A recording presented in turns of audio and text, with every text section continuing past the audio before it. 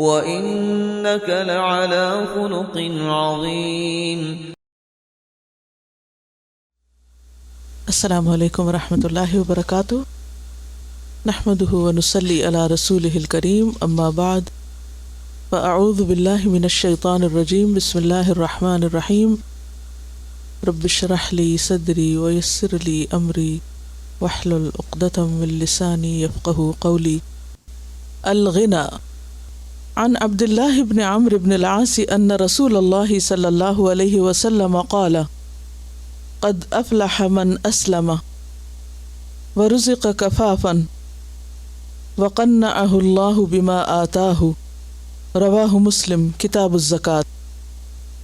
سیدنا عبداللہ ابن عمرو بن العاص رضی اللہ عنہ سے روایت ہے کہ رسول اللہ صلی اللہ علیہ وسلم نے فرمایا، فلاح پا گیا جو اسلام لایا اور جسے بقدر ضرورت رزق دیا گیا، اور جو اسے اللہ تعالی نے دیا اس پر اس نے قناعت کی، یعنی جو کچھ بھی اس کو ملا، مال میں سے، اولاد میں سے، حالات میں سے، علم میں سے، تو اس نے اس پر اللہ کے فیصلے کو قبول کیا، اللہ کے دیے ہوئے پر وہ راضی ہو گیا، اللہ کی تقسیم کو اس نے قبول کر لیا۔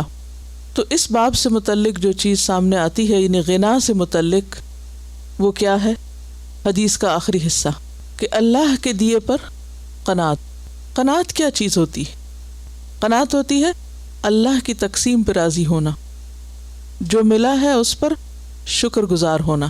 قانع شاکر ہوتا ہے، شکر گزار ہوتا ہے۔ انسان دو چیزوں کے درمیان ہے، ایک طرف دنیا ہے اور دوسری طرف آخرت ہے۔ ان دونوں سے متعلق انسان کے کئی رویے ہو سکتے ہیں، مثلاً یہ کہ انسان دنیا پر توجہ زیادہ دے اور آخرت پر کم۔ ایک طریقہ تو یہ کیا دنیا زیادہ اہم اور آخرت کم اہم، دوسرے آخرت زیادہ اہم اور دنیا کم اہم، اور تیسرے دونوں برابر برابر۔ تیسری کیفیت ممکن نہیں ہوتی۔ عموماً انسان یا تو دنیا کی طرف زیادہ جھک جاتا ہے یا پھر آخرت کی طرف اس کا جھکاؤ زیادہ ہوتا ہے۔ اب انسان کی کامیابی کا انحصار دنیا یا آخرت میں اسی پر ہے۔ جو لوگ دنیا میں کامیاب ہوتے ہیں وہ ہر قیمت پر اپنی دنیا کو حاصل کرنے کی کوشش کرتے ہیں، خواہ اس کے لیے کچھ بھی قربان کرنا پڑے۔ بسا اوقات اپنی عزت، رشتہ دار، دوست، احباب، ہر چیز، انہیں اس کی کوئی پرواہ نہیں ہوتی۔ ان کے سامنے کیا ہے؟ ان کی دنیا، دنیا کے کچھ مقاصد، کچھ گولز، کچھ ایمز ان لائف، کہ انہوں نے مال میں یا کسی ڈگری میں یا کسی خاص مقام پر پہنچنے کے لیے ایک ٹارگٹ رکھا ہوتا ہے اپنا، اور اس کو حاصل کرنے کے لیے باقی ہر چیز کو سیکریفائس کرتے چلے جاتے حتیٰ کہ وہاں پہنچ جاتے۔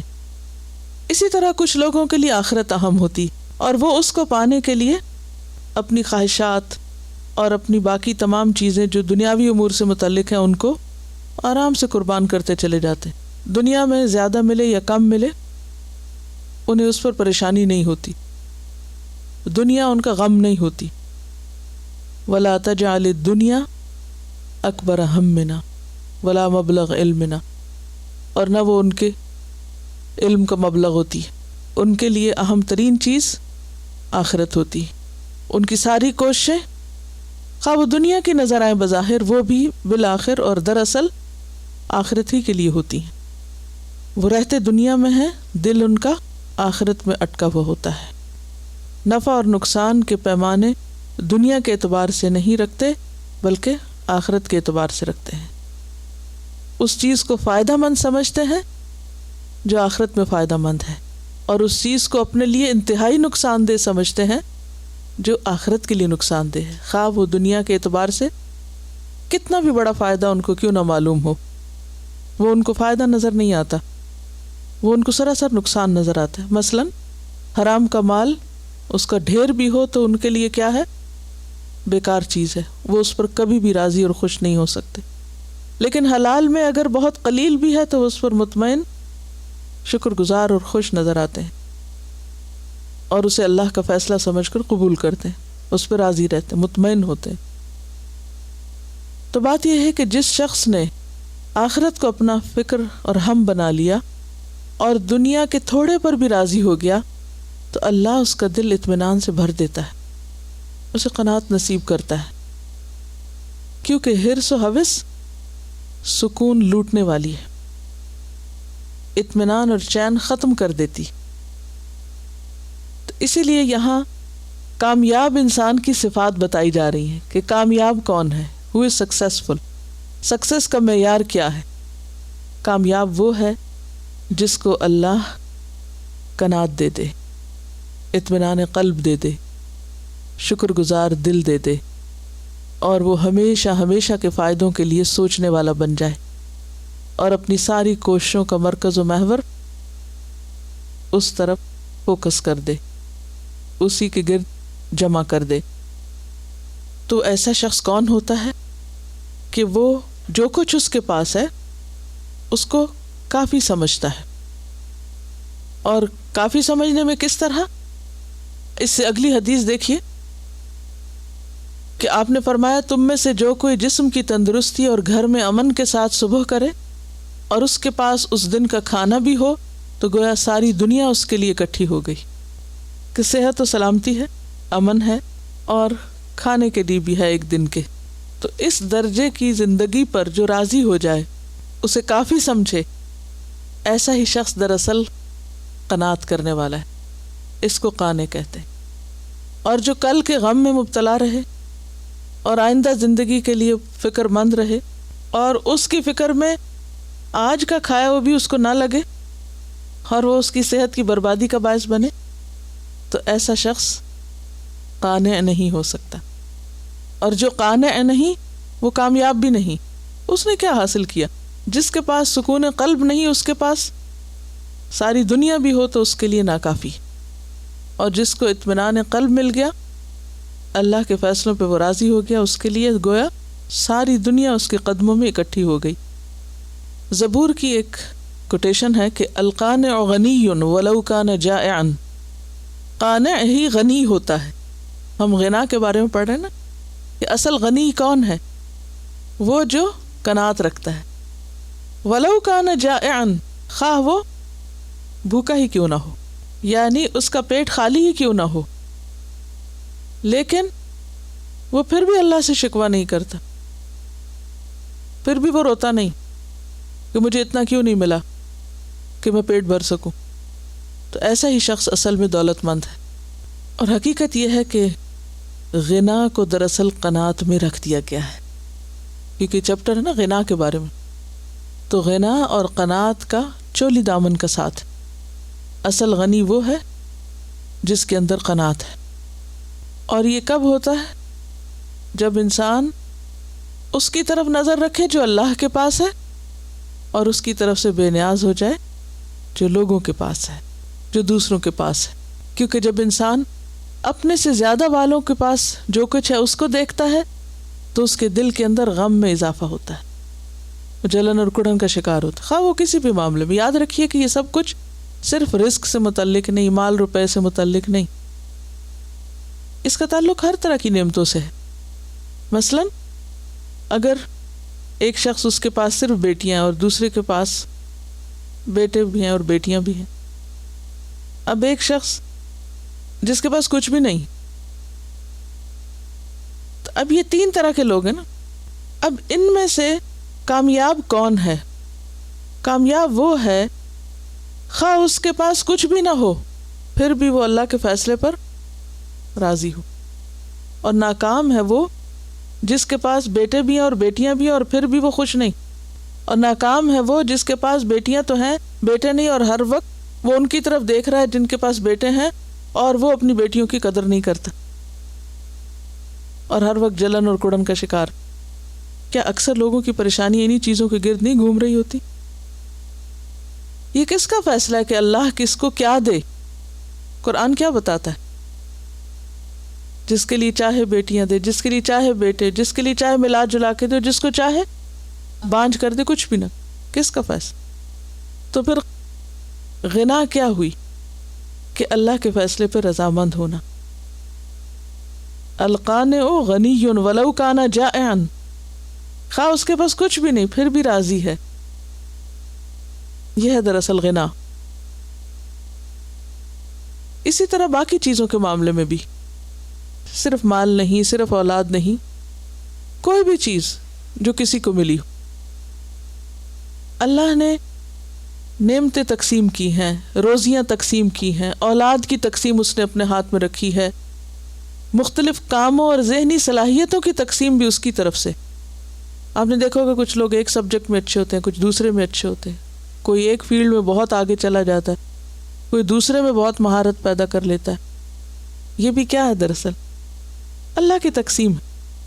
اب اگر انسان اس پر توجہ نہ کرے جو مواقع اس کو ملے ہیں، جو اپرچونٹیز اس کو ملی ہیں نیکی کمانے کی، اور صرف نظر اس پہ رکھے جو دوسروں کو ملا ہوا ہے، کیا ہوگا؟ کبھی خوش رہ سکتا ہے ایسا انسان؟ ہر وقت جلن اور کڑن کا شکار رہے گا، اور اس کے دل سے اطمینان قلب رخصت ہو جائے گا، سکون لٹ جائے گا. ایسا شخص کہاں سے کامیاب ہو سکتا ہے جس نے ساری زندگی صرف جلن کڑن سے گزاری اور اللہ کے فیصلوں کو قبول نہ کیا، اللہ کی تقسیم پہ راضی نہ ہوا کہ تو نے اس کو وہاں کیوں بٹھایا اور مجھے یہاں کیوں بٹھایا، اسے وہاں کیوں رکھا اور مجھے یہاں کیوں رکھا. ہر وقت اس کے اندر ایک کیوں کا ہی سوال رہے، تو ایسا شخص دنیا میں بھی خوش نہیں، اور جو دنیا میں اللہ کے فیصلوں پہ راضی نہیں، وہ کل اللہ کے فیصلوں پہ کہاں راضی ہو سکتا.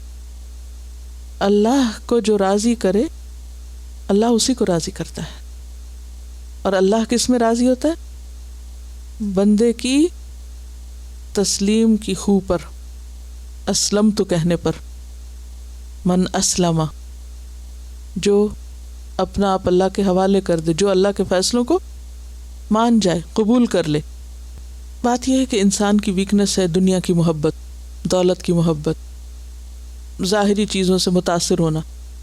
اب کیا ہوتا ہے، انسان جو ہی کوئی چیز دیکھتا ہے تو فوراً اس سے مروب ہو جاتا ہے، متاثر ہو جاتا ہے، پھر اس کی تمنا کرنے لگتا ہے کاش یہ میرے پاس بھی ہوتی، پھر کہتا ہے میرے پاس کیوں نہیں، اور پھر وہ مسلسل ایک مشکل کا شکار رہتا ہے. اب اس کا علاج کیا ہے؟ ایسے شخص کا کیا علاج ہو سکتا ہے؟ چلے کسی کا نہیں، اپنا ہی ہم کرتے ہیں سب. اپنے اطمینان قلب کے لیے کیا کر سکتے ہیں؟ کیا ہونا چاہیے؟ روٹ کاز کیا ہے؟ روٹ کاز دنیا کی محبت ہے. اور انسان دنیا کی محبت سے کس طرح آزاد ہو سکتا ہے؟ دنیا کی حقیقت کو سمجھ کر کہ دنیا کیا چیز ہے جس کے پیچھے میں مر رہا ہوں، کیا چیز ہے وہ دنیا. نبی صلی اللہ علیہ وسلم نے اس سے بھی مثال دی ہے کہ ایسے ہے دنیا کی مثال جیسے ایک مسافر کسی سایہ دار درخت کے نیچے تھوڑی دیر کے لیے آرام کرے اور پھر اپنی منزل کی طرف چل پڑے. ہم سب کے لیے دنیا یہی کچھ ہے. ہم تھوڑے دن کے لیے آئے ہیں یہاں اور چند لمحوں کی بات ہے اور پھر آگے جانا ہے. منزل کہیں اور ہے، یہ منزل نہیں ہے. لیکن چونکہ ہم نے اس کو منزل سمجھا ہوا اور جو یہاں ہے بس وہی ہماری کامیابی اگر مل گیا تو، اور اگر ہم پیچھے رہ گئے تو شاید ہم سب سے ناکام ہیں. یہ بہت بڑی بھول ہے جس میں انسان بار بار مبتلا ہو جاتا ہے، بار بار جس کا شکار ہو جاتا ہے، اور جس کے نتیجے میں پھر وہ جلن اور کڑھن اور غم اور رنج کا شکار ہوتا ہے. اور اس کا تعلق تقدیر کے فیصلوں کو قبول کرنا بھی ہے. اللہ نے جس کو جو شکل و صورت چاہی دی، جیسا رنگ چاہا دیا، جہاں چاہا پیدا کیا، جیسی چاہے نعمتیں دی. یہ اللہ کے فیصلے، اس میں انسان کا اختیار نہیں ہے، اور اللہ کے فیصلوں کو انسان نہیں تبدیل کر سکتا. اس کی تسلی اور اطمینان کس میں ہے؟ قبول کرنے میں، اسلم تو کہنے میں. اور یہ صرف اس معاملے میں نہیں، ہر معاملے میں. ہماری اکثر بے چینیوں کا سبب کیا ہے کہ ہم دوسروں کو دیکھتے رہتے ہیں، چاہے کوئی بھی معاملہ ہو. اس کے پاس کیا ہے، وہ کیا کر رہا ہے، یہ کیسے زندگی بسر کر رہا ہے، یہ کام کر رہا تو میں کیوں نہیں کر رہا؟ ہمیں کیا معلوم کس کی کون سی نیکی قبول ہو، کہاں سے؟ کیا وہ حدیث نہیں آتی کہ جس میں ایک شخص نے ایک پیاسے کتے کو پانی پلایا اور وہ اس پر بخش دیا گیا؟ وہ تو کوئی بہت بڑا علامہ اور اسکالر نہیں بنا تھا، وہ بہت بڑے بڑے کارنامے اس نے نہیں کیے تھے۔ ہمیں کیا چاہیے؟ بخشش نہیں چاہیے، یا بخشش سے زیادہ بھی کچھ اور چاہیے؟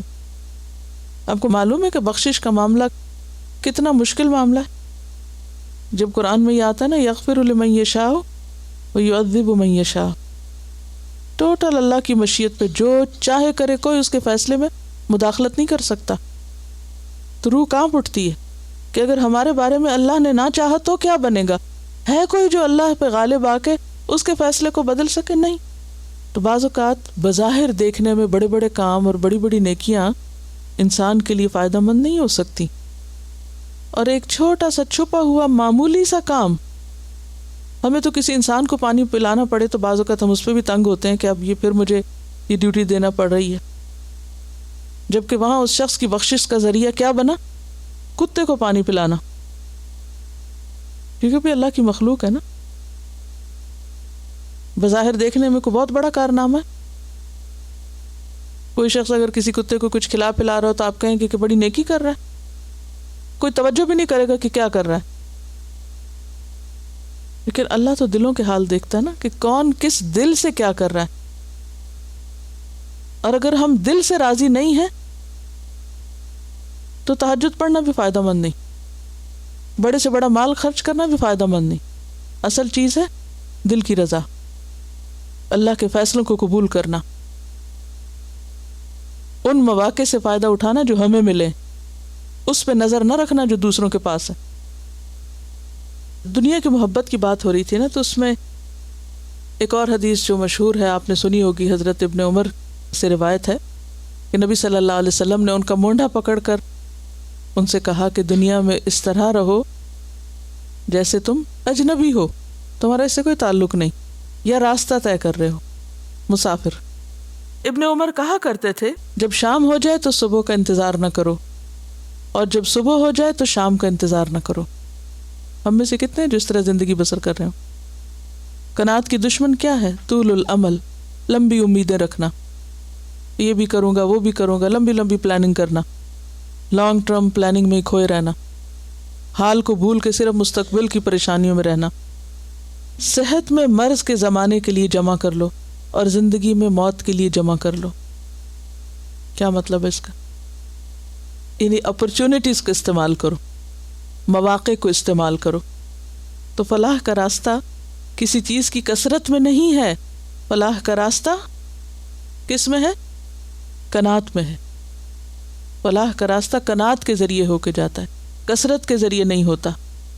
اب آپ دیکھیں کہ یہ جو حدیث ہے کہ اس طرح زندگی بسر کرو گویا تم راستہ عبور کر رہے ہو، مسافر ہو، اور ایک اور حدیث میں آتا ہے کہ تمہارے پاس اتنا ہی سامان ہونا چاہیے جیسے ایک مسافر کے پاس ہوتا ہے۔ زاد الراکب، مسافر کتنا کچھ اٹھا کے لے جاتا، کتنا ہوتا ہے مسافر کے پاس؟ واقعی مسافر جتنا سامان ہے ہمارے پاس نہیں۔ سبحانک اللہم و بحمدک، اشہد ان لا الہ الا انت، استغفرک و اتوب الیک۔